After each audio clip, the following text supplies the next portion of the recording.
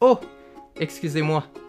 Je revenais tout juste d'une journée entière passée à être une bonne personne. J'aime mon masque parce que c'est un moyen simple et efficace de montrer que je suis quelqu'un de droit. Est-ce que ça me dérange que 2 enfants soient morts en Chine parce qu'ils ont été forcés de porter leur masque en cours de gym? Non. Est-ce que ça me dérange que nous contribuions à la création d'une génération d'enfants qui seront socialement maladroits et conditionnés à avoir peur de leurs semblables? Non. Est-ce que ça me dérange de contribuer à une technocratie socialiste imminente qui asservira la population mondiale? Même pas un peu. Est-ce que ça me dérange que mon masque symbolise ma conformité au conditionnement social qui finira par conduire à la vaccination forcée de tout homme, femme et enfant sur la planète Terre?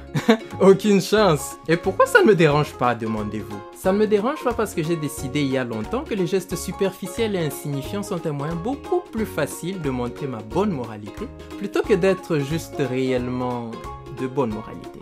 Parce que pour être une vraie bonne personne, je dois tenir tête à une vraie mauvaise personne. Et je n'aime pas tenir tête à qui que ce soit, peu importe la raison. J'ai décidé qu'il était beaucoup plus facile de tromper mon esprit en lui faisant croire que le conformisme est une vertu, plutôt que ce qu'est réellement le conformisme.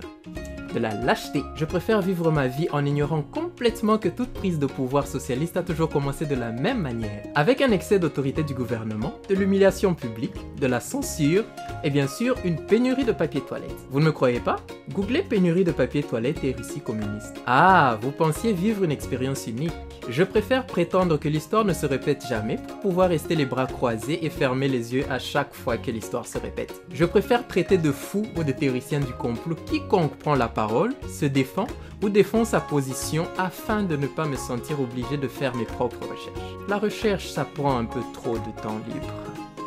Et enfin, je préfère porter mon masque et flotter dans cet océan de masques pour ne jamais avoir à être vu, ni être libre, ou encore révéler les ombres profondes et sombres qui se cachent au fond de moi.